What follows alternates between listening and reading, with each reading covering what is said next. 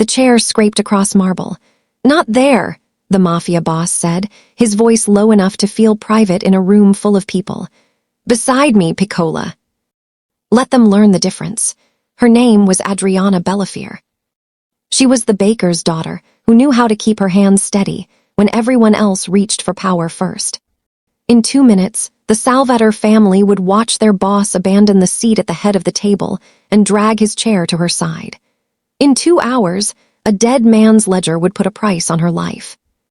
And the secret Adriana still carried from the night her father died, the voicemail she never answered, the recipe book she never surrendered, would either save the Salvator Empire or burn it down from the inside.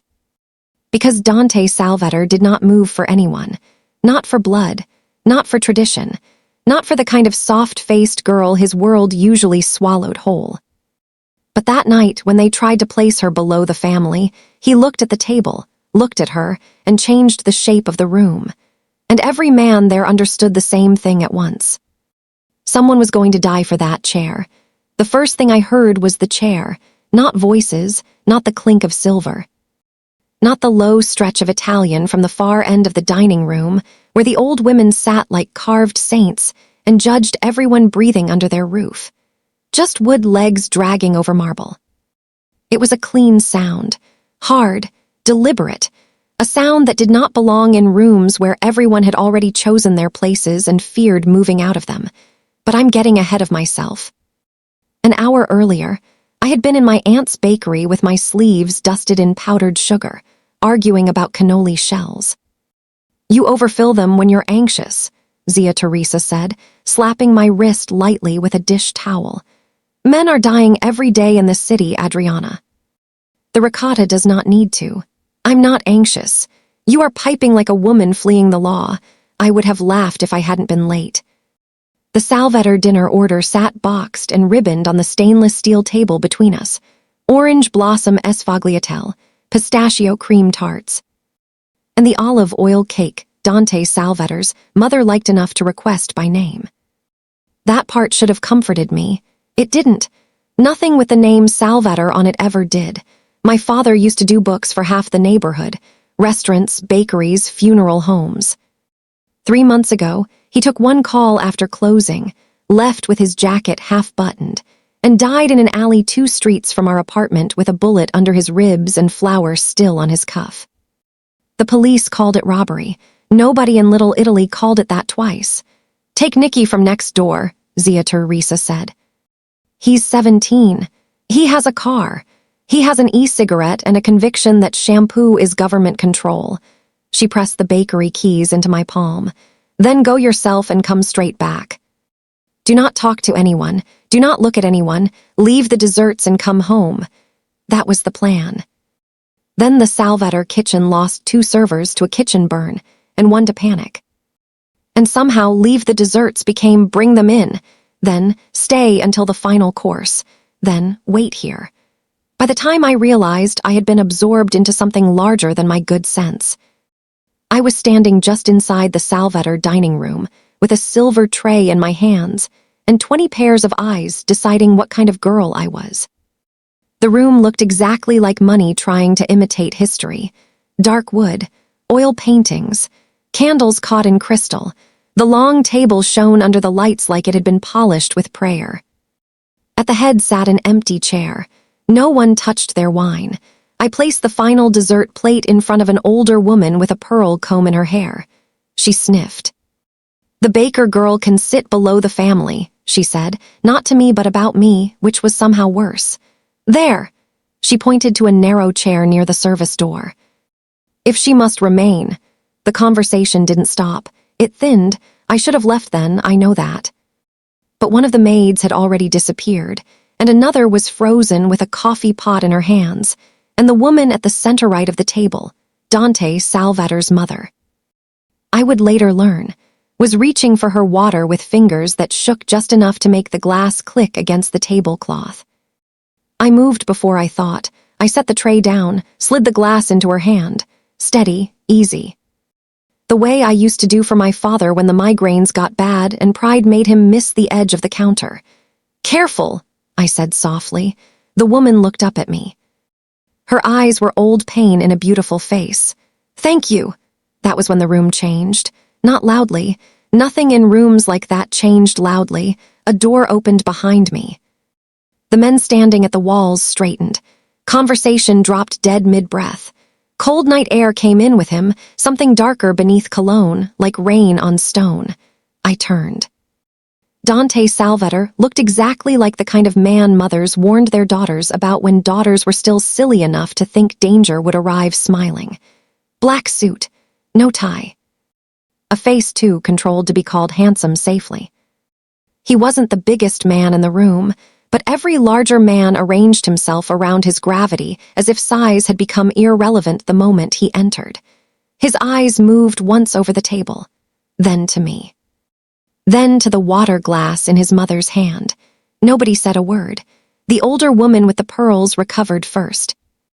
"Dante," she said with brittle warmth, "we saved your seat." He looked at the chair at the head of the table as if it belonged to someone tiresome. Then his gaze returned to me.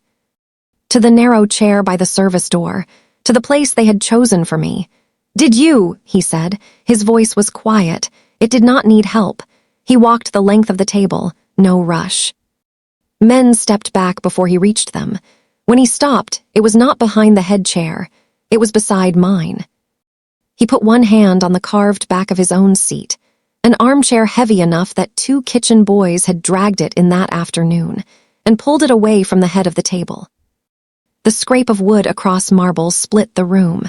He set it beside the little chair they'd given me. Then he looked at me like the rest of the room no longer existed. "Not there," he said. I should have refused. A smarter woman would have. A woman with less grief might have. But I had spent 3 months being told where to stand, where not to ask questions, how little the truth mattered if the right people were frightened by it. So I heard myself say, "I was told otherwise." One corner of his mouth moved, not a smile, something more dangerous because it looked almost like one. "I know," he said. "Sit anyway, Piccola." The nickname was not gentle. It sounded like an observation, small thing, strange thing, the kind of word a man used when he had already decided to keep looking. I sat. He sat beside me. At the head of the table, his place remained empty. The pearl-combed aunt made a tiny sound of offense. Dante didn't even turn. His mother lifted her fork with steadier hands now. Someone at the far end tried to restart conversation. Someone else failed. I could feel every eye on my face, my shoulders, my hands folded too neatly in my lap. Dante picked up the dessert spoon. "Who made the olive oil cake?" "I did. It's better than last time." The insult in that should have landed. Instead, absurdly, I wanted to laugh.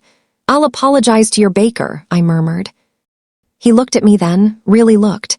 My pulse went strange under my skin. "What's your name?" "Adriana Belafir." His stillness changed, very slightly. Enough that if I hadn't been watching him too closely, I might have missed it. Belafir. My father's last name, and in that room, apparently not a neutral one. "Belafir," he repeated.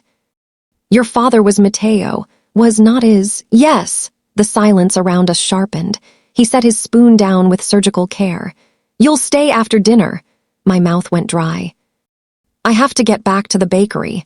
"No," he said. "You don't." He didn't raise his voice. He didn't threaten me. He just returned to his dessert as if the shape of my night had been settled with the weather. And maybe it had, because when I looked toward the doors, I found 2 men standing there now. Not blocking, not obviously. Worse, waiting. At the far end of the table, the empty chair at the head gleamed under the chandelier light like a warning no one else needed explained. One door in my life had just closed. I slept in a room bigger than my apartment and woke up furious. That was the first honest thing about the morning. The bed had a carved headboard, linen sheets softer than anything I trusted, and a view over the back gardens, where winter had stripped the trees bare and left the fountains looking ashamed of themselves. On the velvet chair near the window sat a folded dress that was not mine and slippers that definitely weren't. On the nightstand sat my phone. Dead, of course. I crossed the room barefoot, marble cold under my soles, and tried the door. Locked, not jammed, not swollen with old wood. locked from the outside with the calm professionalism of a house used to holding people in place. I closed my eyes, counted to 5, then to 10 because 5 did nothing. There was a soft knock before the key turned. A woman in a charcoal dress stepped in carrying a tray, coffee, toast, a dish of blood orange jam. She was somewhere in her 50s, iron gray hair pulled back tight enough to look like discipline made visible. "Good morning. You locked me in." "Yes." Her honesty almost made me like her, which was irritating. "I need to call my aunt." "You may." "After coffee." "That isn't how phones work." "In this house," she said, setting down the tray, "it often is." She saw my expression and sighed. "I am Maria Conti. I run this household because the men who pay for it are otherwise inclined to set it on fire, literally or metaphorically. Drink the coffee before you faint dramatically. It creates paperwork. I wasn't planning to faint. Good, it's ugly on most people. In spite of myself, I almost smiled. Almost. Maria handed me the cup. Her eyes flicked once over my face, less suspicious than assessing. "He is in a meeting. He said to feed you before he spoke to you." "He," I repeated. "Do not pretend you met another man last night who moved a chair for you in front of God and 40 relatives." Heat climbed my neck so fast it felt ridiculous. "I didn't ask him to." "No," she said. "Which is part of the problem." Before I could answer, a voice sounded from the hall. "Maria, if the prisoner bites, I'd like to witness it." A man the size of a wardrobe leaned into the doorway with a paper container in one hand and the expression of someone who had been disappointed by breakfast. He had dark curls, a scar through one eyebrow, and shoulders that looked engineered for carrying bad decisions. "Nino," Maria said, weary already. "What are you eating?" He looked at the container as if surprised to find it there. "Plain egg whites. It smells like sausage." He drew himself up with dignity. "That is memory." Maria looked heavenward. "One day I will kill him and the jury will applaud." Nino ignored this, which suggested experience. "Boss said the baker gets 10 minutes with her phone after she eats, then he wants her downstairs." "I am not the baker," I muttered. "I'm Adriana." He pointed at me with a plastic fork. "Good. Then the baker can make me esfagliatelle without lecturing me about sodium." "You came into my room to be threatened by a housekeeper and insulted by a stranger." "No," he said. "I came because Maria said, if I bothered her before 8, she'd salt my coffee. And frankly, I don't have the blood pressure for her mood." Maria moved toward him with the kind of grace that ended arguments by force. He retreated immediately. At the threshold, he stopped and lowered his voice conspiratorially. "For the record, I liked the cake." Then he vanished. I looked back at Maria. "Is he real?" "Unfortunately." She softened just enough to become dangerous in a different way. "Eat, Adriana, anger is useful. Weakness is decorative in this world, and decorative things get broken first." That landed harder than I wanted it to. After coffee, she let me charge my phone long enough to call Zia Teresa. She answered on the second ring with my name already sharpened into a weapon. "Where are you?" "At the Salvator house." Silence. Then, "Come home." "I'm trying." "Trying is for exams and childbirth." "Walk out." "I don't think walking out is an option." Another silence, heavier. "Your father said that once." My throat tightened. "Zia, listen to me. Whatever Dante Salvator wants, it is not worth your peace." The line crackled. I wanted to tell her I knew that. I wanted to say my peace had not survived my father's death anyway. Instead, I heard footsteps outside the room and panicked at the wrong thing. "I have to go." "Adriana." I ended the call and hated myself a little for how much guilt can live inside one thumb. Downstairs, the house smelled faintly of espresso, furniture polish, and gun oil. No one announced me. They just opened doors until I was standing in a library lined with dark shelves and one impossible window throwing winter light across a desk, big enough to conduct wars from. Dante stood with his back to me, one hand braced on the desk, the other holding a file. He didn't turn right away. He was speaking in Italian to a man near the fireplace, Tommaso Rixai, I learned later, his lawyer and consigliere. The Italian was fast and low, but I caught enough to understand the tone, not panic. Preparation. Tommaso left with one glance at me that contained warning, sympathy, and resignation in equal parts. Then the door shut. Dante faced me. In daylight, he was worse. Less myth, more man. A faint cut at his jaw, sleeplessness under the eyes, a stillness that didn't read as calm so much as carefully leashed damage. "You called your aunt." "Yes. She wants you home." "Yes." He nodded once, as if all known facts had been properly arranged. "You can't go yet. My father is dead because of men like you." The words came out before good judgment could dress them properly. They hit the room and stayed there. Dante's face did not change. That almost frightened me more. "Your father is dead," he said, "because he found something he shouldn't have had to find alone." I swallowed. Meaning what? Meaning someone in my world used his business to hide their theft. "He kept records." "I don't know anything about his records." "You might." I said I don't. He stepped around the desk, not close enough to touch, close enough that I noticed his hands, large, clean. A nick across one knuckle, healing. "Your father made 3 calls the night he died," he said. "One to a pay phone, one to me, one to you." The room seemed to tilt a degree to the left. "I never got—" "You missed it," he said, not cruelly. Somehow that made it worse. "I know." My eyes stung with sudden, humiliating heat. I stared at the carpet until it blurred into pattern. "What do you want from me?" "The truth. I don't have it." His silence pressed against my skin. Then quietly, "Stay in the house for now, eat, call your aunt again tonight." "Don't open doors you're told to leave closed." "Why?" "Because last night, after I moved that chair, 3 people called to ask who you are." His gaze held mine. "This morning, someone paid to know where you sleep." I stopped breathing for a second. He crossed to the side table, picked up a small brass key and placed it in my palm. "Your room," he said. "It locks from the inside, too." That should not have felt kind. It did anyway. When I looked up, he had already stepped back into the distance that made him dangerous again. "Maria will show you the kitchen," he said. "You bake when you're anxious." I stared.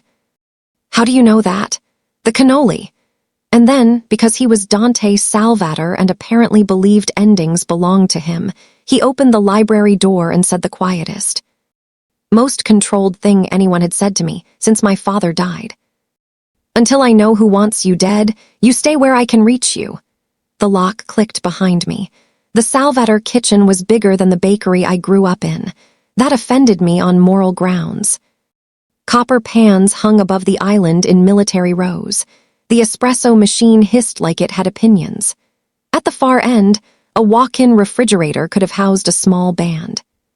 Somebody had arranged lemons in a blue ceramic bowl so perfectly they looked curated rather than edible. Maria found me standing in the middle of it with my arms crossed and said, "Good."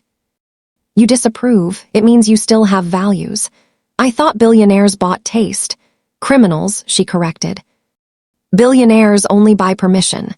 She left me with coffee and a warning not to touch the pastry fridge unless I intended to improve it. So naturally, I opened the pastry fridge. The ricotta was overwhipped. The tart shells were stored badly. Someone had piped rosettes with the dead-eyed confidence of a person never corrected in childhood. I spent 20 minutes fixing things out of spite. Then another 40 because once my hands were busy, grief moved farther away. That was how Nino found me, elbows deep in sugar. He wandered in with a protein shake the color of regret and watched me spin caramel around a metal mold. "Maria said you were armed." "With what?" "Judgment, mostly." I didn't look up. "That's fair." He leaned on the counter. "Can I ask you something personal?" "No." "Would it kill you to make one pastry with fewer feelings in it?" I snorted before I could stop myself. Encouraged, he pointed at the roses forming under my fingers. Thin amber petals, delicate, sharp-edged if you handled them wrong. "See, that's not dessert." "That's a cry for help. It's garnish. It's a woman standing on a cliff in chiffon. You need better hobbies." "I have hobbies." "Maria hates all of them." From the doorway, Maria said, "Because they are all stupid." Nino jumped like he hadn't heard her coming. which would have reassured me about my own inattention if he hadn't then immediately put his shake behind his back like a child hiding contraband. Maria ignored him and came to stand beside me. She studied the sugar rose, the tart shell beneath it, the thin brush of bitter chocolate I'd painted along the base. "What is it?" "Blood orange curd," I said. "Dark chocolate underlayer, burnt sugar rose." Nino tapped the counter. "See, sadness." I wiped my hands on a towel. "It looks strong from a distance. Then it cracks with almost no pressure." Maria's eyes lifted to mine. She understood more than I wanted. Nino, unfortunately, also understood enough to ruin the mood. "Dear Lord," he said, pressing one hand to his chest, "the baker is making emotionally symbolic desserts now. Boss is doomed." "Nino," Maria said, "if you say one more word, I will replace your low-sodium chicken with joy." He went pale. "You wouldn't." She smiled without warmth. "Try me." He fled. I laughed then, helpless and quick, and felt something in the kitchen loosen. Not safety, nothing that foolish, but maybe breath. The laugh had barely died when the room changed. It was subtle. Maria straightened. One of the younger kitchen staff drifted out without being told. The air itself seemed to gather. Dante stood in the doorway. He looked from the dessert on the counter to me, to the sugar stuck at my wrist where I'd missed a spot. He said nothing for a moment. The kitchen held that silence with both hands. Finally, "What is it?" "Blood orange," I said. "Chocolate burnt sugar." "For who?" I almost said, "None of your business." What came out was, "No one." "I was fixing your pastries." Maria made a sound suspiciously like approval. Dante stepped closer. He didn't touch anything. Of course he didn't. Men like him took rooms apart without using their hands. "You changed the plating for dinner last night too," he said. "The ricotta was split. And it annoyed me." That near smile again. Fractional, gone too fast to trust. He looked at the rose. "Cut one." I did. The shell cracked under the knife. Curled sugar shattered over the board in amber fragments. Under the polished surface, the curd bled bright citrus into the dark chocolate layer. Nino, from somewhere safely outside the room, called. I knew it. "It's heartbreak in pastry form," Maria shouted back. "Keep walking if you enjoy life." Dante's gaze stayed on the dessert. "Bring it to my office." "Why?" "I want to taste the thing you made out of annoyance." The words should not have gone through me the way they did. They did anyway. His office smelled like cedar, coffee, and cold air that had come in with him from outside. I set the plate on his desk and tried not to stare at the wall of city maps marked with pins and grease pencil. He took one bite, chewed slowly. "What?" I said before I could stop myself. "Is the review terrible?" "It's honest." I folded my arms. "That isn't a food word." "It is today." He set the fork down. "Your father used bakery invoices to hide transfers, flour orders, sugar shipments, dairy bills. Nothing large enough to draw notice. He was building a second set of books." I looked at the maps, not him. "For who?" "He never got to tell me." The hurt in that sentence was so controlled it barely qualified as sound, but it was there. "Then why keep me here?" I whispered. "I don't know how to read your world." "No," he said, "but you know how your father hid things." His gaze dropped briefly to the plate. "And you notice what doesn't taste right." Before I could answer, an engine roared outside. Then gunfire cracked against stone. I jerked so hard the plate jumped. Dante moved first. Of course he did. 1 second he was still, the next his hand was at the back of my neck, and he was forcing me low behind the desk with a speed so precise it felt rehearsed. "Stay down!" men shouted in the hall. Italian, sharp and overlapping. A window shattered somewhere distant. My pulse went white. Dante pulled a gun from the drawer with the ease of a man reaching for a pen. He looked toward the door. Then down at me, just once. His face had become a colder thing entirely, and for one impossible second, I knew this was not about business anymore. This was about me. Dante, she had sugar on her wrist and fear in her eyes, and still the first thing she'd done in my house was steady my mother's hand without looking to me for permission. No one had done that in 15 years, not since Lucia, If I let myself name what that meant, I would make the same mistake twice. So I picked up the gun and went to war instead. The bullets stopped. The answer hadn't. The attack lasted less than 3 minutes. Fear lasted longer. By evening, I had learned the names of the things men in Dante's world called small, a perimeter breach. A warning shot, a manageable leak, 1 kitchen window destroyed, 2 guards injured, 1 black sedan riddled to lace at the gates, manageable. I sat in the private chapel behind the main house with my coat around my shoulders and blood. Someone else's, I hoped, dried in a rust-colored line along my sleeve. The chapel was old by American standards and trying very hard to feel older. Beeswax candles, dark benches, a stone floor so cold it moved through my dress and into my bones. Somebody had left winter roses before a statue of the Virgin. Their petals were already curling brown at the edges. I heard the door before I looked up. Dante came in alone, no jacket now. Shirt sleeves rolled, 1 cuff stained. There was a cut at his temple, shallow and bright against his skin. He shut the door softly behind him and stood there a moment with both hands at his sides, as if deciding whether I was a threat, a responsibility, or a prayer he didn't believe in. "You should be upstairs," he said. "You should be in a hospital. It's a scratch.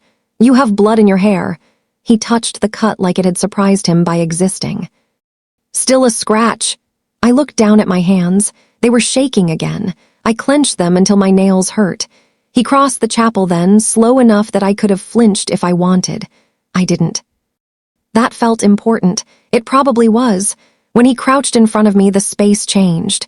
Dangerous men should not kneel. It put too much power too close to tenderness.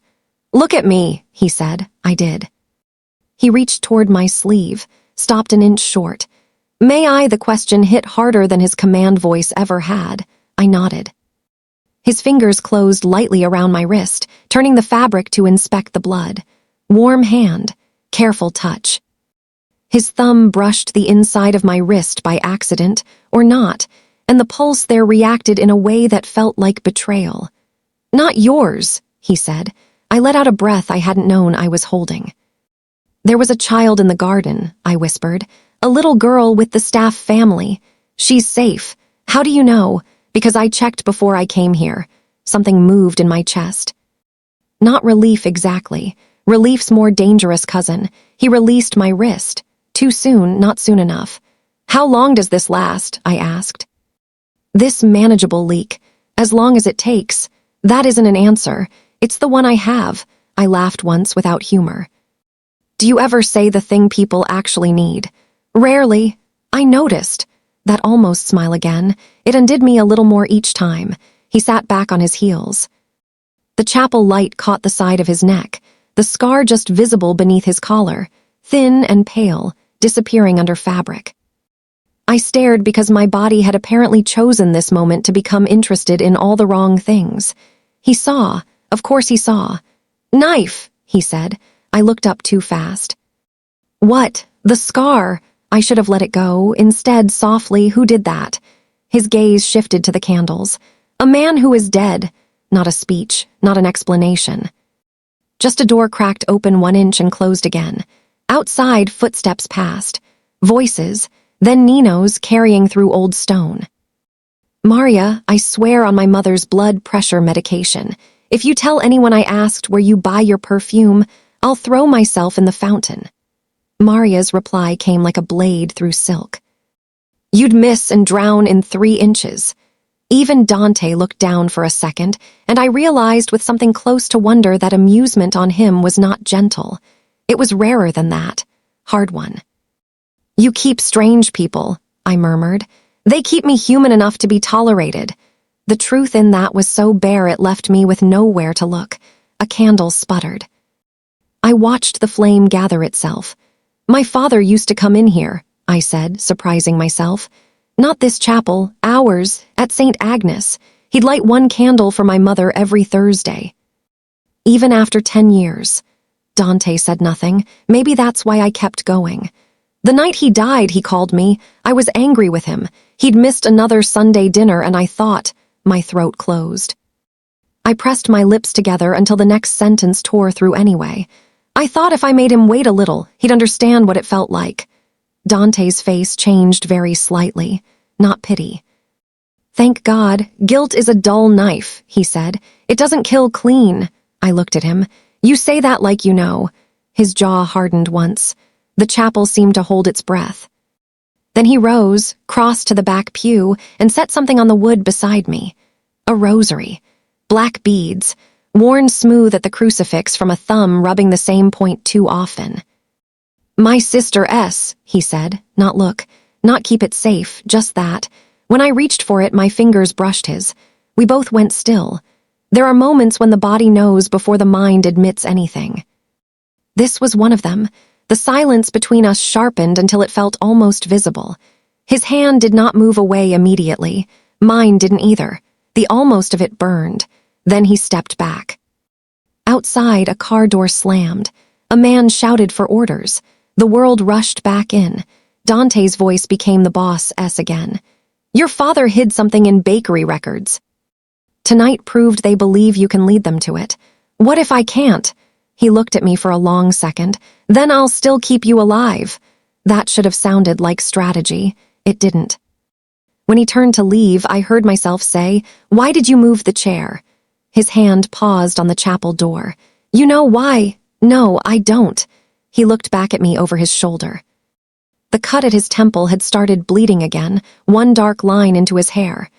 They wanted you beneath us, he said. I disagreed. Then he left me alone with the rosary, the cold stone floor, and the terrifying tenderness of a man who had not once pretended to be gentle. The chapel door shut. It sounded like a promise. The voicemail was 43 seconds long. I found it because Maria, who apparently believed privacy was a modern disease, sent my old phone to one of Dante's tech people after it refused to charge properly. By afternoon, it was back in my hand with a new battery and one recovered message flagged in red. Unknown number. Night of my father's death. 11:17 p.m. I stared at the screen so long Maria took the phone from me, pressed play, and put it on speaker before I could stop her. Audrey, my father said, breathless. Street noise behind him. Listen to me. If something happens, the blue recipe book, not the bakery one, the apartment, top shelf in the hall closet behind the flour tins. Don't trust, a car horn, voices, his breathing turned rough. Don't trust Fur, the message cut there, not with words, with impact.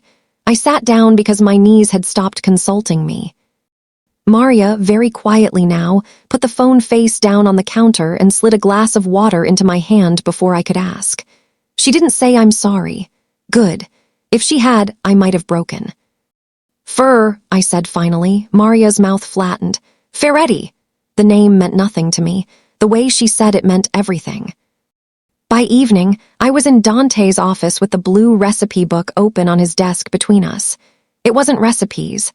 Not really. My father had written them that way, cannoli cream, almond cake, orange syrup, but once I saw the structure, I couldn't unsee it. Flour meant cash. Butter meant weapons. Eggs meant bodies moved. Sugar shipments mapped dates and locations across the city. He'd built a language out of the only thing he trusted to survive a search, ingredients. I should have known, I whispered. He hid everything in food. Dante turned a page. Your father was smarter than most men I bury. That is a terrible compliment. It's the one you get. I should have been horrified by how easily he said things like that. Instead, I was watching the line between his brows deepen as he read, and thinking ridiculous thoughts about whether he ever slept. The office door opened without a knock. Nino came in carrying a dessert tray and an expression of offense. I was told to bring coffee, he said. Then Maria added cannoli and told me if I touched one, she would tell my mother I ate cured meat in February. Dante didn't look up. Did you? Boss. Nino pressed a hand to his chest. I want you to know how little faith wounds me. Did you? A pause. Only the edge. Maria appeared behind him like divine punishment in stockings. Put the tray down, Judas. Nino obeyed. Under his breath to me, she flirted with a tomato supplier today. I saw death and it wore lipstick. Maria closed her eyes briefly, the way holy women probably did before arson.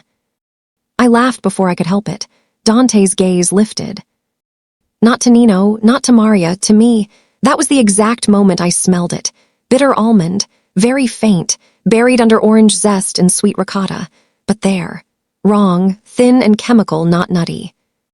My body reacted before thought did. Pastry had trained instinct into me for years. Don't, I said. Everyone froze. Dante's hand paused over the tray. What? I stood so fast the chair knocked back. That one, don't eat that. Maria went still in a way older than fear. Nino's joking face vanished completely. I leaned over the tray and inhaled again, closer. The scent flashed sharper now. Who filled these? I asked. One of the kitchen assistants, Maria said. Why? I looked at Dante. Because if that smell is what I think it is, somebody laced the cream. Nino swore. Dante did not.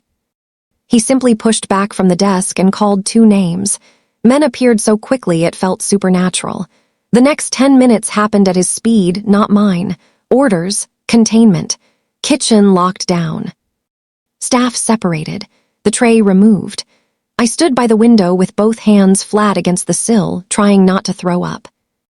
When Dante came back into the office, he shut the door behind him and stayed there a moment. It was poison, he said. The word entered clean and lodged deep. For who? His eyes held mine. My mother would have taken the first one. I sat down hard.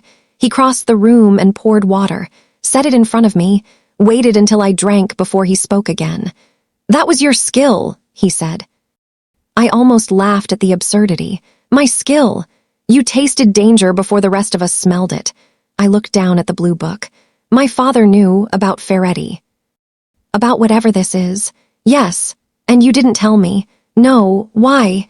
Because I didn't know yet whether your ignorance was protection or performance. The words slapped. Truth usually does, I stood. You thought I might be lying. I think everyone might be lying. That must be restful. His face went very still. For one terrible second, I thought I had finally gone too far. Then he said, quieter, no, it is. The answer took my anger and complicated it. I looked away first. My father called me, I let it ring. Dante said nothing. I thought if I ignored him long enough, he'd feel guilty. My voice thinned. Instead, he died alone. He moved then, one step, no more, enough that I felt it. Adriana. It was the first time he used my name like it belonged to the room. I don't need kindness, I said. Good, he replied. I don't have any to spare. But his hand landed on the desk beside mine.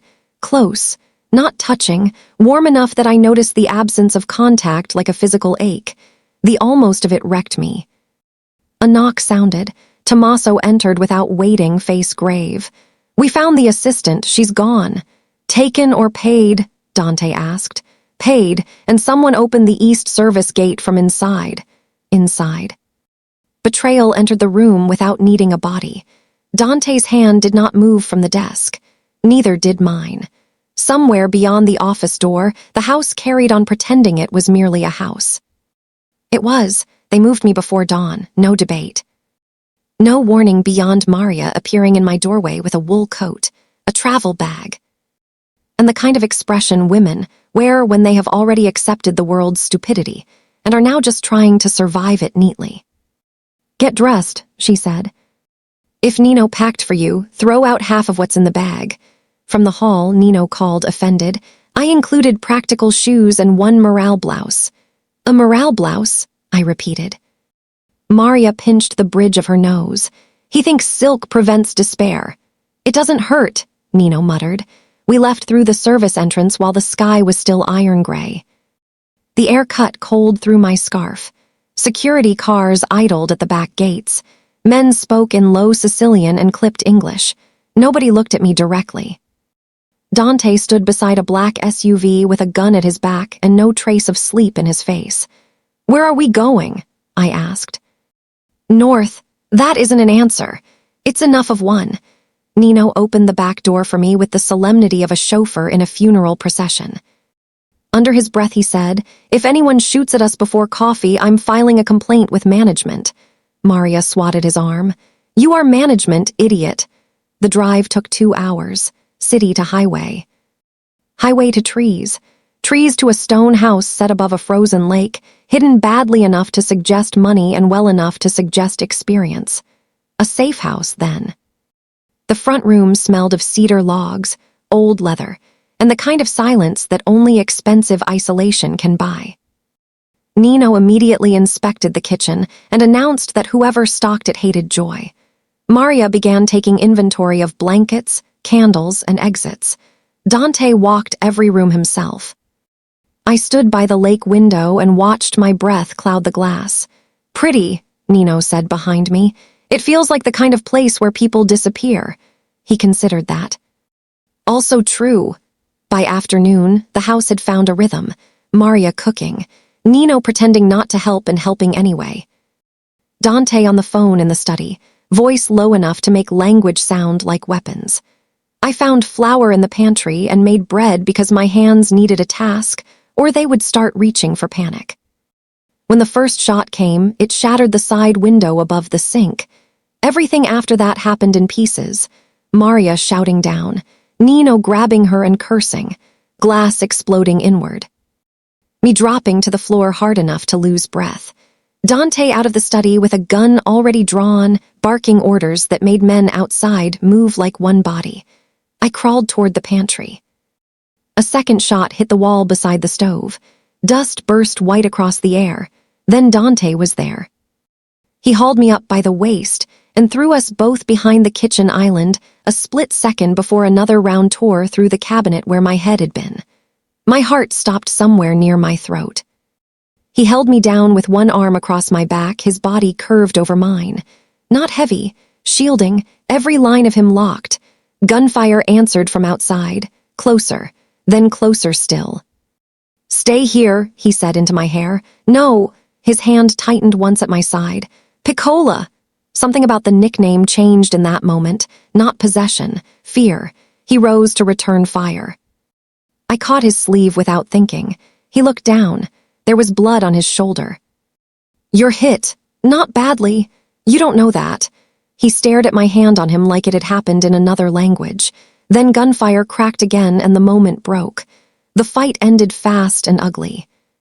3 attackers down in the trees. One alive long enough to say Ferretti's name and die with it in his teeth.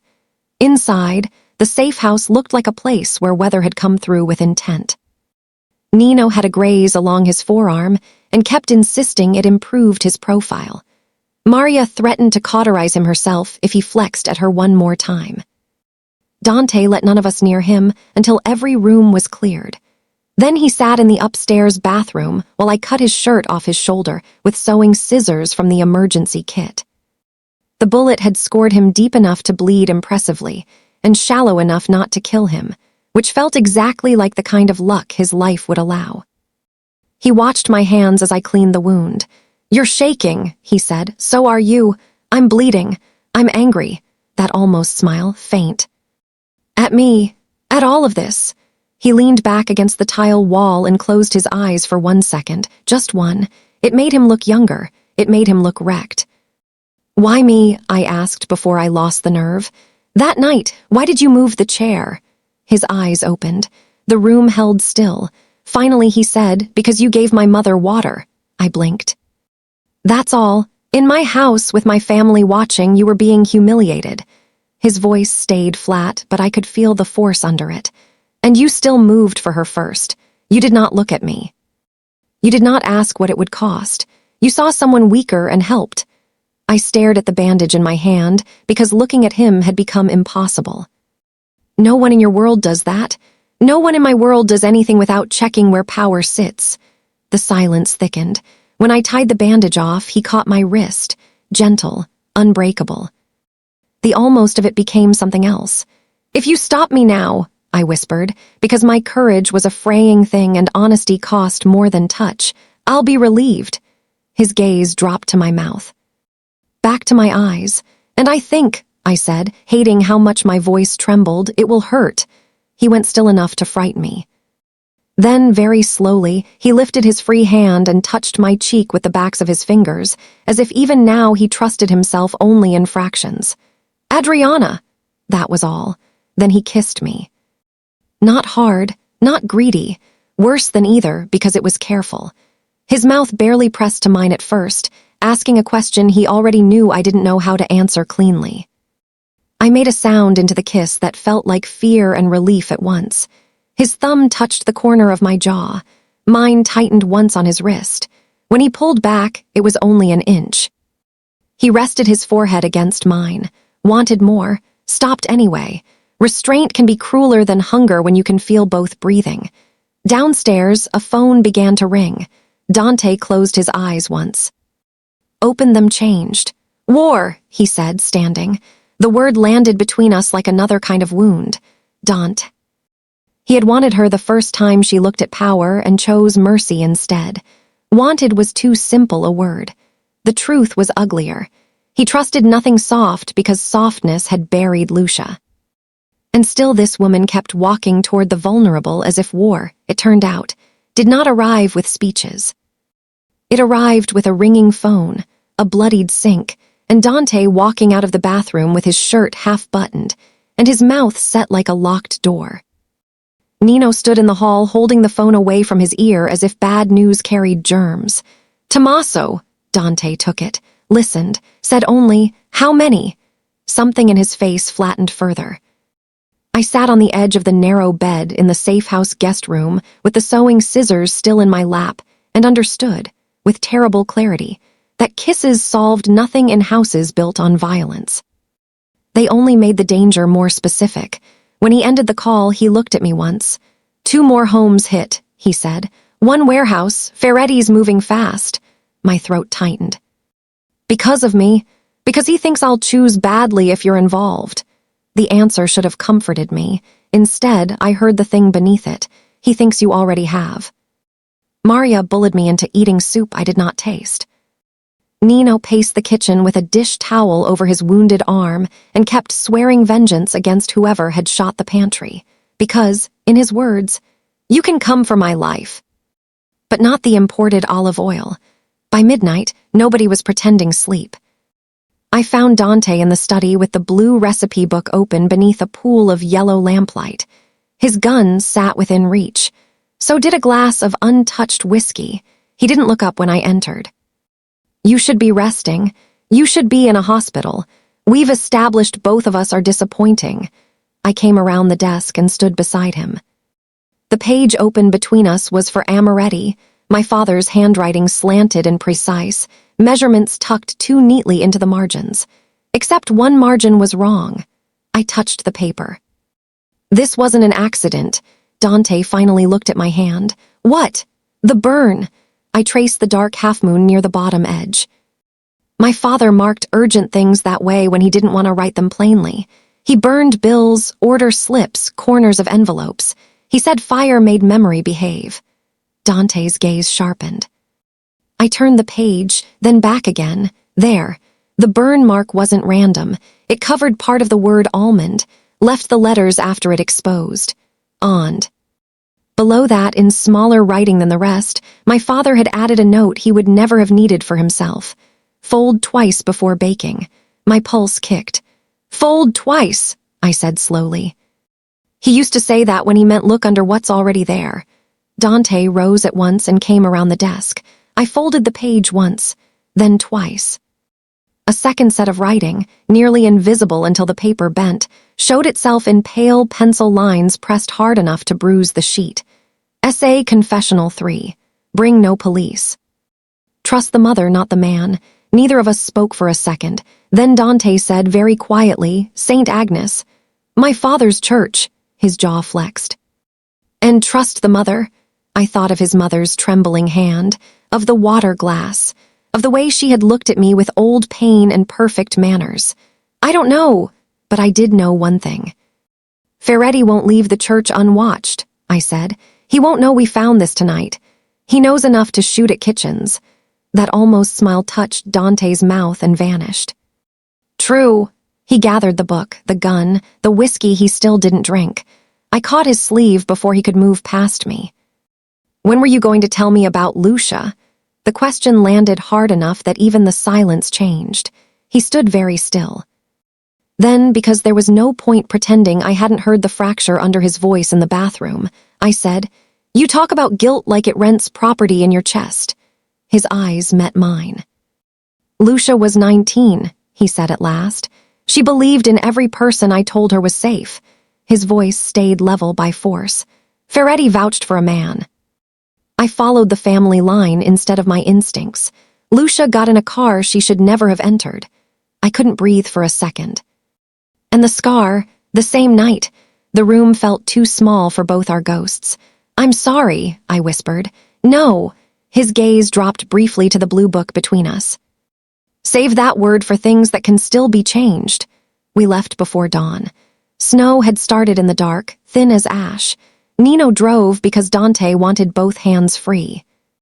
Maria came because nobody in the house argued with her when she put on gloves and announced that men were idiots in churches. The heater blasted. Nino complained that bullets had ruined his shoulder line. Maria said if he died talking about posture, she would bury him face down out of principle. In the back seat, Dante's hand rested near mine on the leather, not touching. "A mile from St. Agnes," he said. "If this is a trap, you stay behind me." I stared out at the snow-shrouded streetlights. "You say that like I've ever listened." "No," he said. "I say it because you might this time." The church bell began to ring as we turned the corner. And for the first time since my father died, I was afraid not of what I would find, but of being too late for it. St. Agnes looked smaller in winter. The steps were dusted white. The stone saints over the doorway had lost their faces to weather years ago, leaving only the suggestion of witness. My father used to call that merciful. He said faceless saints judged less. Nino stayed outside with two of Dante's men and a look of theatrical misery because, apparently, even mob wars could not keep him from resenting cold weather. 5 minutes, he muttered. "If anyone tries to kill you after 5 minutes, I'm sending them an invoice." Maria crossed herself as she passed him. "God has heard less offensive prayers." Inside, the church smelled of candle wax, old wood, and the kind of silence that pressed gently until you said things you had been avoiding. Dante moved beside me without noise. Dangerous men, I was learning, often did. Confessional 3 sat near the side chapel, half hidden in shadow. My hands shook when I touched the latch. "It's locked," I whispered.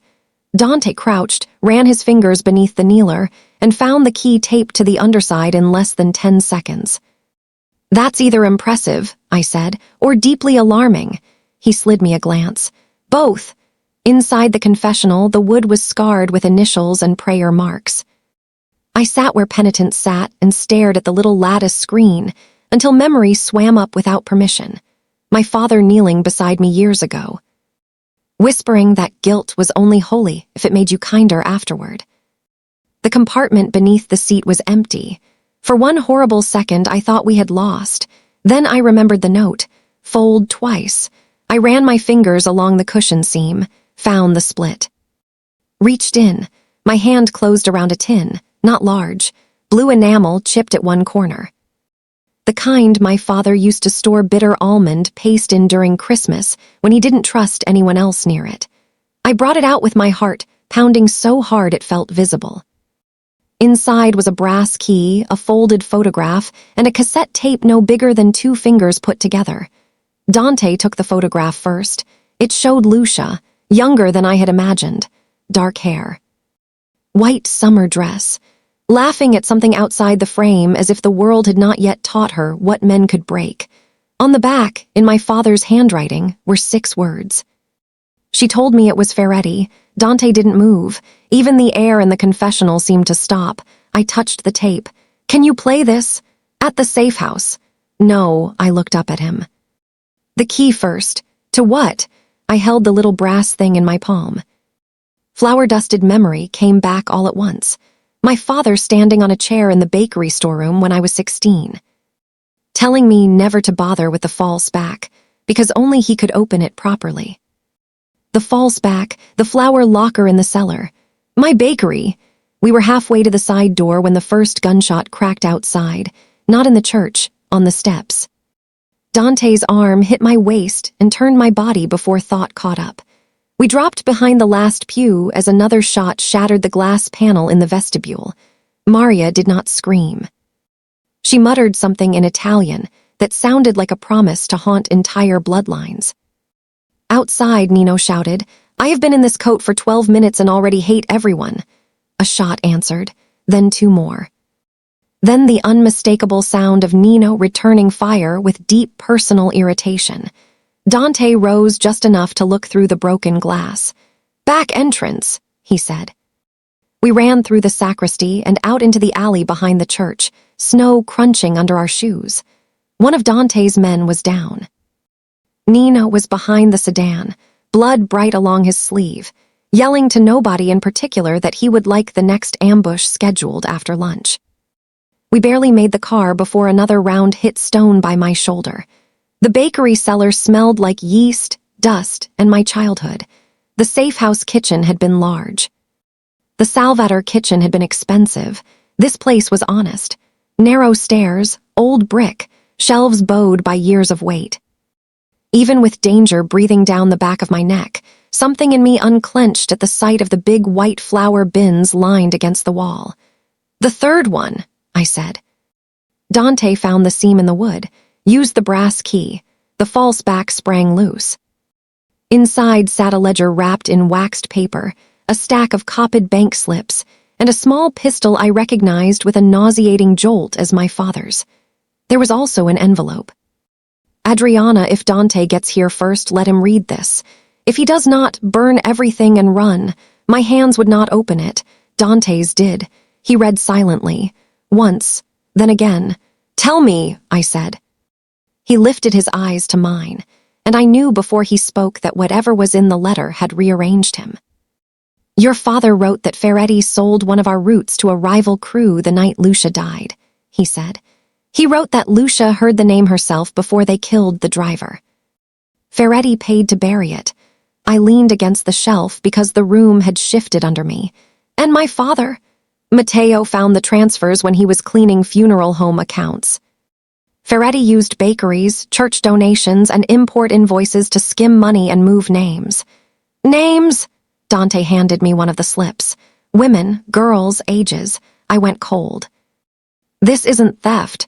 "No," he said, and his voice had become something glacial. "It is." Above us, a floorboard creaked, then another. Someone was in the bakery. Nino's voice floated down the cellar stairs, offended as ever. "If this is not coffee, I want compensation." I nearly collapsed with relief, but Dante did not. He folded the letter once, slipped it inside his jacket, looked at me with murder in his eyes and grief under all of it. "Ferretti doesn't die quickly anymore," he said, and I believed him. They brought us back to the Salvator house under enough security to invade a country. By dusk, every window was lit, and every hallway smelled faintly of polished wood and incoming violence. Tommaso was waiting in the library with 3 capos, 2 lawyers, and the kind of face men wore when they had already started calculating funerals. The ledger sat on the desk between them like a grenade in good binding. "This is enough to move against him," Tommaso said. "No," Dante replied. Tommaso blinked. "It proves theft, trafficking, and external payments. It proves he's rotten. It doesn't prove who inside still answers to him." One of the capos, thick-necked and silver-haired, spread both hands. "Then we pull him in and break the rest out of him. And if he feels the trap close before we know how deep he's rooted," Dante asked. "He burns the names, the roots, and anyone tied to them." No one answered that. I stood near the window because nobody had told me where to stand, and I was past accepting placement from men in expensive suits. Dante's mother entered quietly 10 minutes later in black silk, her hands steady tonight. When she saw me, something like approval touched her face. "Adriana," she said, as if I belonged to the room enough to be greeted in it. Then Ferretti arrived. I understood at once why men trusted him. He did not look like danger. He looked like a bank manager with excellent tailoring and kind hands. Mid-50s, silver at the temples, a rosary ring on one finger. The sort of man old women called respectable while evil counted cash behind him. His gaze found me first. Ah, there it was. Not surprise, recognition. "You brought the baker's daughter to family business," he said mildly. "Bold." Dante did not rise from behind the desk. "Sit." Ferretti took the chair opposite him with perfect ease, as if every room he entered had already agreed to his version of events. Tommaso opened the ledger, named accounts, dates, churches, warehouses, dead girls, missing cash. Ferretti listened with the patience of a priest humoring panic. When Tommaso finished, Ferretti sighed. "Matteo Belafir handled paper for half this neighborhood," he said. "If he falsified numbers before he died, how exactly does that surprise anyone?" The room chilled. My mouth went dry. "My father didn't." Ferretti turned to me with soft regret. "Child grief makes accomplices of good daughters every day."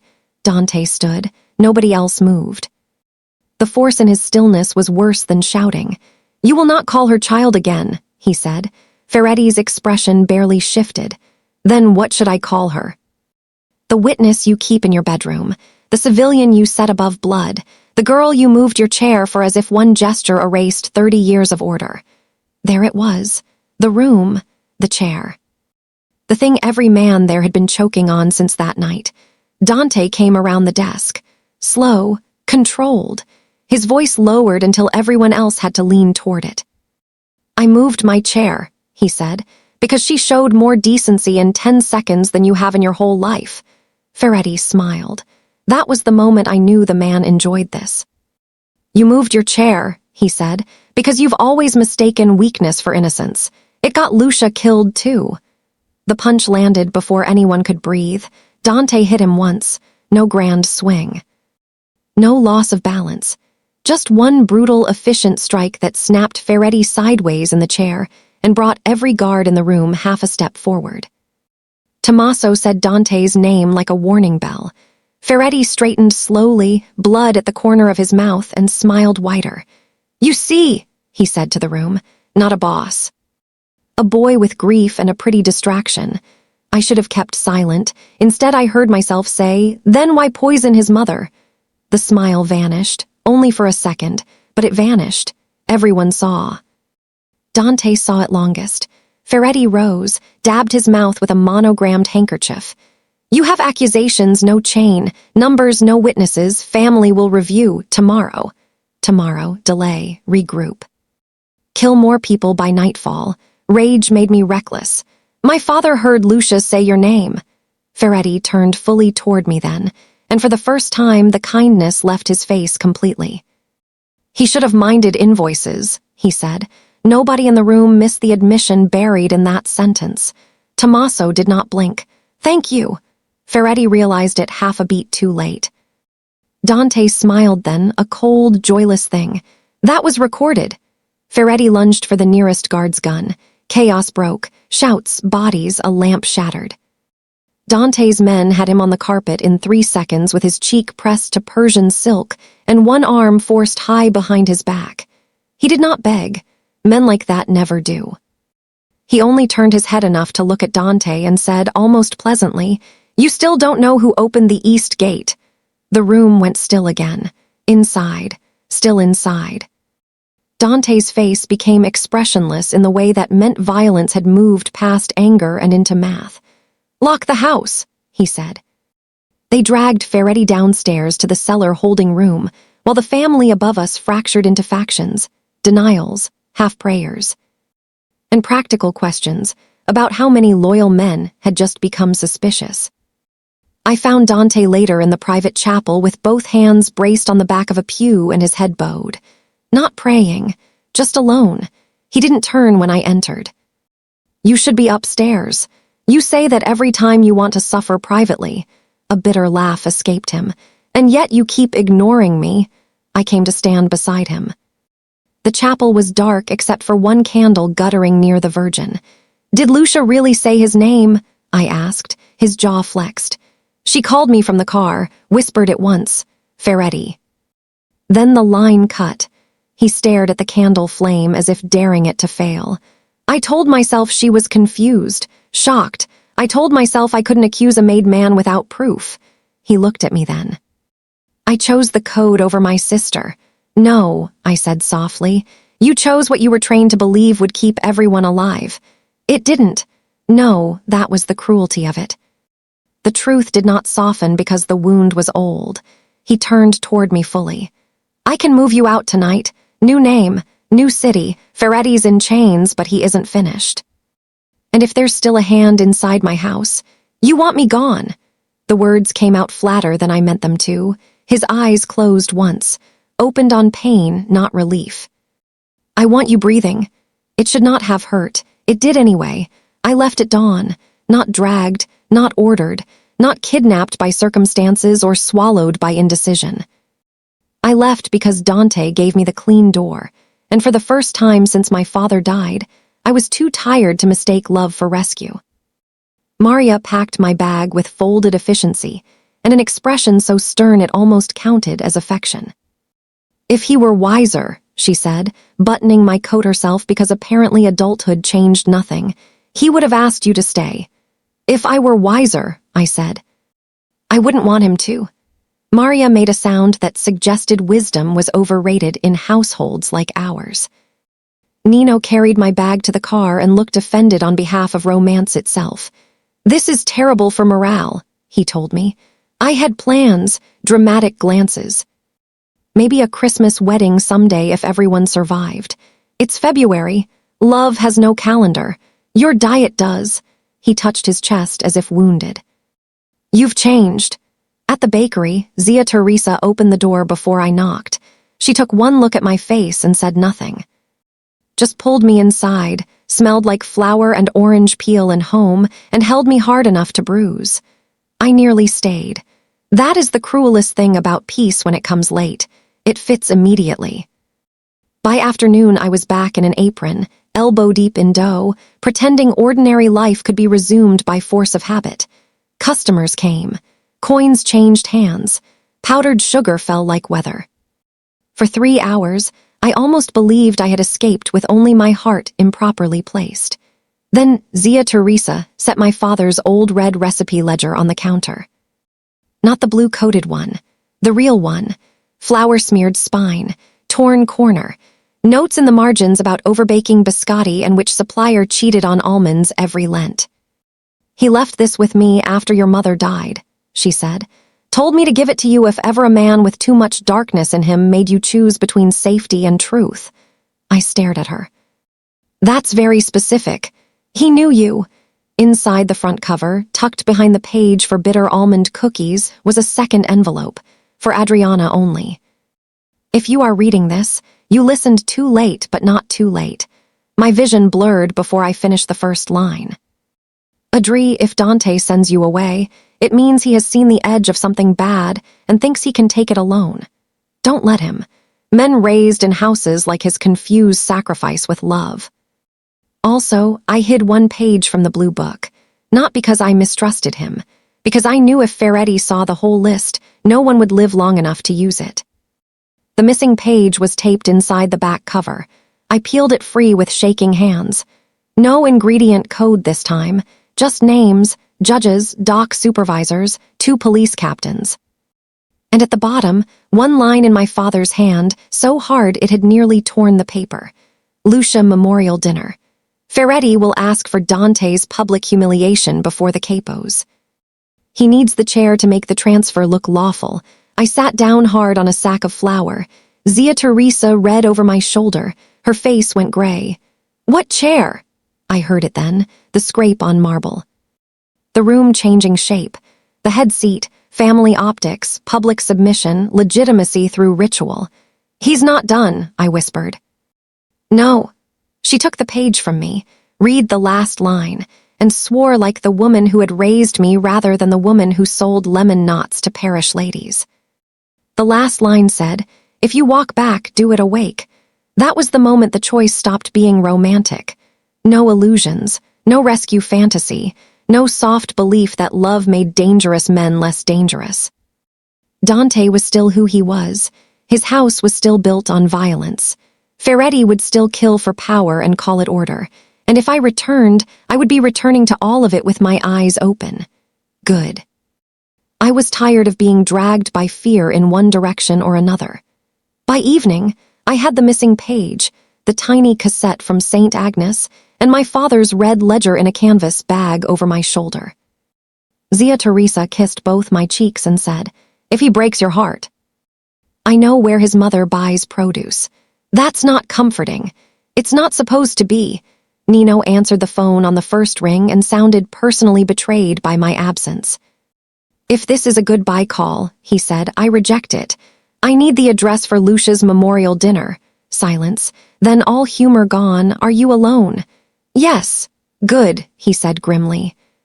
"Because if anyone stopped you, Maria and I would have had to commit extra crimes." I took the clean door. Then I turned around and walked back into Dante Salvator's darkness, exactly the way my father had asked me to awake. Lucia's memorial dinner was held in the old house, not the new one. Of course it was.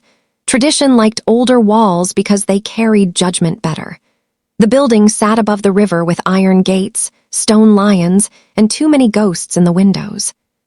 Through the front archway, I could see candlelight and black-clad men standing with their hands folded over grief they probably hadn't earned.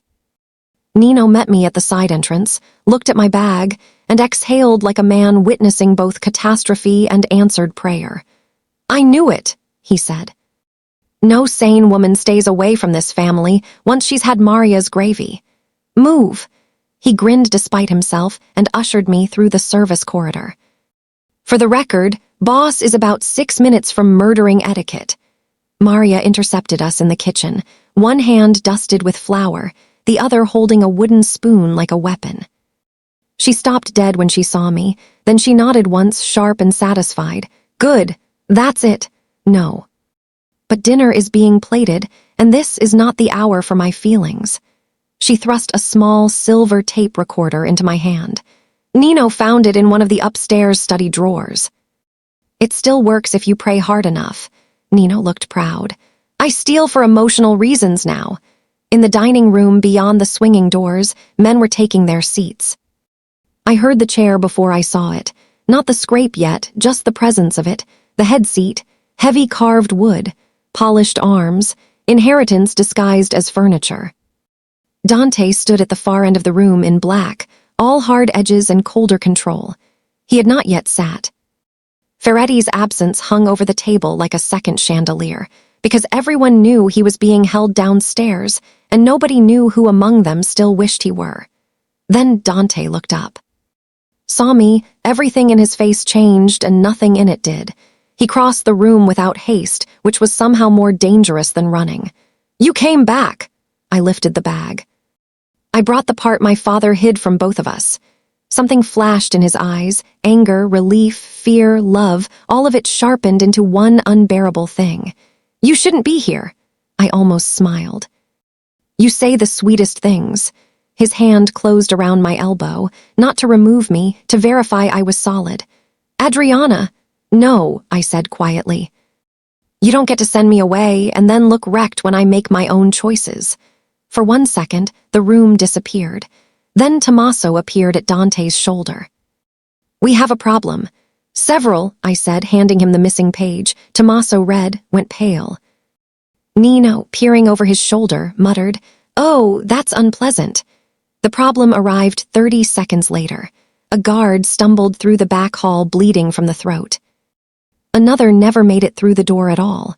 Shots cracked from the cellar stairs. Men rose from the table in a surge of black suits and shouted names. One of Ferretti's allies had gotten him out. Of course, chaos split the room in two. Dante shoved me behind him. Tommaso drew. Nino overturned a serving cart and announced, with great offense, that he hated being right about internal betrayal. Ferretti walked in through the library doors carrying Dante's mother by the arm. She was not struggling. That frightened me more. He held a gun to her ribs and smiled with bloodless composure. 3 men flanked him, one of the silver-haired capo's sons among them. Inside hand, then. "Sit down," Ferretti said. "All of you." Nobody did. He pressed the muzzle harder into Signora Salvator's silk. Dante's voice dropped to something deadly calm. "Let her go," Ferretti laughed softly. "You still make requests like a son instead of a ruler." His gaze slid to me. "And there she is, the baker who won't stay placed." I stepped out from behind Dante before instinct could be overruled. "Funny," I said. "My father used to say the same thing about mold." Nino made a startled choking sound that might have been admiration. Ferretti's expression tightened. "Good." I lifted the silver recorder in one hand, the missing page in the other. "You needed the chair," I said. "That's what this was always about, wasn't it? Public transfer, public humiliation. Make Dante look compromised by me, then take the head seat with enough witnesses to call it order instead of theft." Several men at the table exchanged glances. Old codes, old optics, old rot. Ferretti smiled again, but less comfortably now. "And if it were," I pressed play. The tape hissed. Then my father's voice filled the dining room. "If Dante hears this, believe Lucia." Ferretti sold the route. He's using the memorial dinner to force the chair. If anything happens to me, it's him. No one moved, not even Ferretti. The tape clicked on. Street noise. My father breathing hard. Then another voice, muffled but recognizable now that I was listening for it. "Ferretti, burn the Belafir records. The girl knows nothing." The room changed. I saw it happen in faces, loyalty recalculating, certainty rotting live. Ferretti's hand tightened on the gun. His mistake was looking at me instead of Dante. Dante moved first. Of course he did. Gunfire shattered the room. Men lunged. Signora Salvator dropped cleanly to the floor like someone who had survived enough violence to recognize timing. Nino tackled one of Ferretti's men into the china cabinet with a curse about sodium. Maria, from the service door, hit another in the face with a cast-iron skillet so hard the sound turned every head. Ferretti ran for the head of the table, not the door, the chair. Even in ruin, the bastard wanted the symbol. He got one hand on the carved back. Dante shot him through the shoulder before he could turn. Ferretti staggered, dragged the chair half an inch across the marble, and another man died for it. One of his loyalists lunged at Dante from the side. Tommaso put a bullet in his chest before he reached the second step. The body hit the floor at the foot of the head seat. For one frozen second, everyone in the room stared at the blood spreading toward polished wood. Someone was going to die for that chair. My God, someone just had. Ferretti, clutching his ruined shoulder, looked up at Dante with raw hatred and something almost like disbelief. "You de-burn the family for her." Dante stepped over the dead man without looking down. "No," he said, "I'd burn rot for all of us." Then he pulled the chair away from the head of the table. The scrape across marble was louder this time. And every person in the room understood the same thing at once. This war was over. The choosing was not. Afterward, the house smelled like cordite, spilled wine, and broken old rules. Ferretti lived long enough to hear the capos disavow him one by one. That, more than the blood loss, seemed to offend him. He was taken below. The silver-haired capo's son went with him in chains. 2 more names came out before dawn, then 5, then 8. By morning, docks were being seized, judges were being bought back the other way. And every man who had mistaken ritual for immunity was discovering that Dante Salvator's patience had never been mercy. I sat in the old kitchen with a cup of coffee gone cold between my hands, while Maria stitched a cut on Nino's forehead. He winced theatrically. I want it noted that I was concussed in the line of flirtation and service. "You were hit by a tureen because you ducked late," Maria said. "It was a heavy tureen. You are a heavy tureen." Even injured, he looked delighted. I laughed into my coffee for the first time in what felt like a year. Then Dante came in. The room acknowledged him and cleared itself at once, though not without Nino pausing at the door long enough to whisper to me, "If he says anything noble and tortured, throw a spoon at him." Maria dragged him out by the collar. Silence settled. Dante leaned one shoulder against the doorway, dark suit abandoned for shirt sleeves, weariness cut deep beneath his eyes. He looked like a man who had been asked for too much and had delivered it anyway. "You should sleep," I said. So should you. We remain committed to disappointment. That near smile touched his mouth, stayed a fraction longer than usual, and went.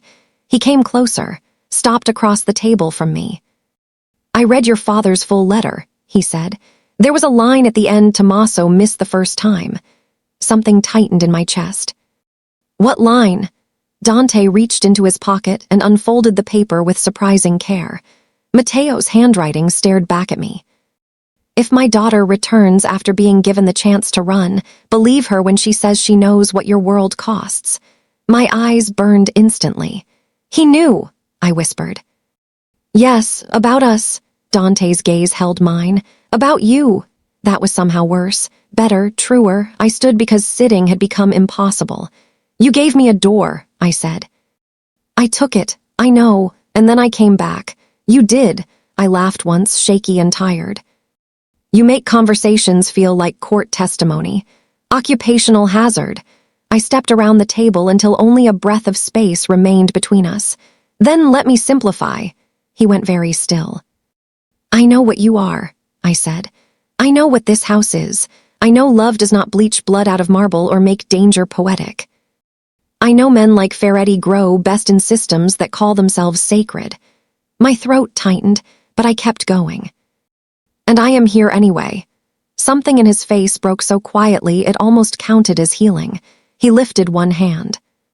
Touched my cheek the way he had at the safe house, backs of fingers first, as if tenderness still required approach vectors with him. Adriana! My name in his mouth had become its own kind of vow. I'm not asking you to become harmless, I said. I'd know you were lying. A rough breath escaped him. I'm asking, I said, if there is a place in your life that does not require me to sit below it. He stared at me for a long second.